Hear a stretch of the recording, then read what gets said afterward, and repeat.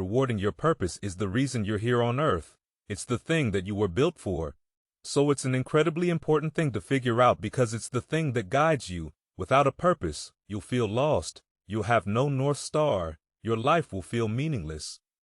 And so today, I'm going to talk about how to discover your purpose according to the philosophy of Carl Jung. While writing what is now widely considered his central work, The Red Book, Jung discovered the purpose of his own life, but he didn't just discover the purpose of his own life. He also discovered where purpose comes from for all of us. And based on my understanding of the Red Book, Jung says that your purpose is found in performing voluntary self-sacrifice.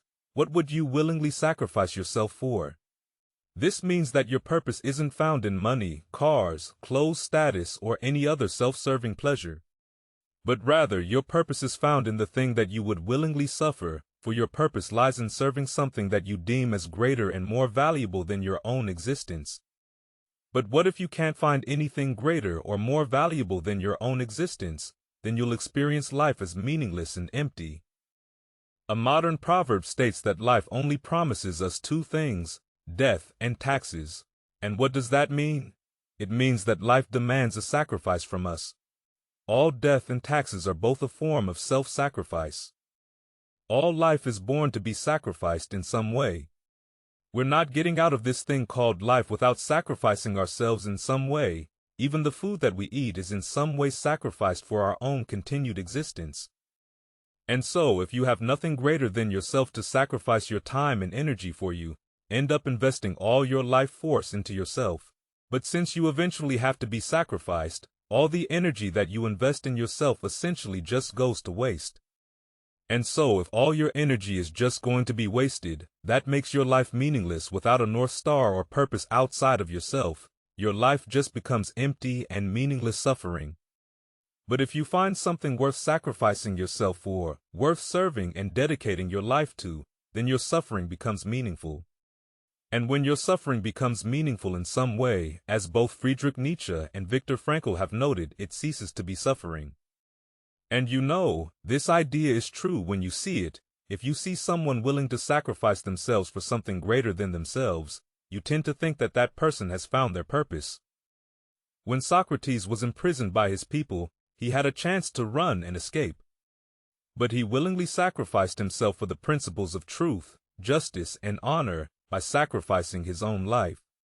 He believed that he was doing what was necessary to serve his city. Athens, Jesus willingly sacrificed himself for the good of humanity.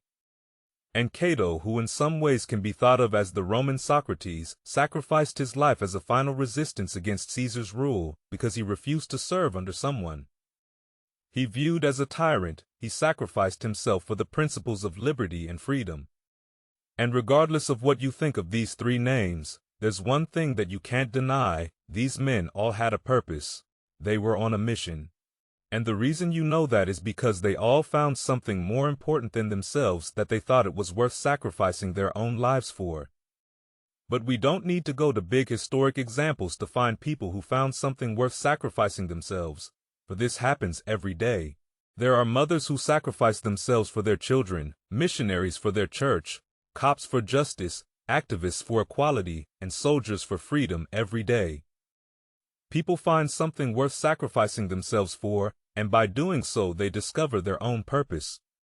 So what does it look like to implement Carl Jung's wisdom of voluntary self-sacrifice into our own lives? We can take it day by day and dedicate ourselves to the service of others in a way we would be willing to do. We can serve others in a way that we would want to serve them, in a way that we would be happy to wake up each day and do. We can create something that we would be willing to completely sacrifice ourselves for, because eventually we will be forced to. That is what life demands of us all. But if you don't discover your purpose, your life becomes a forced sacrifice, and a forced sacrifice is felt as tyrannical and oppressive. You'll start to experience life as a great evil. But if you discover your purpose, your life becomes a voluntary sacrifice, and a voluntary sacrifice such as that of a mother for her child is felt as incredibly meaningful. And so, if you discover your purpose, you'll experience life as incredibly meaningful and good. So we come back to the original question: what would you willingly sacrifice yourself for? That's where your purpose lies. And speaking of small actions that lead to big changes, if you're looking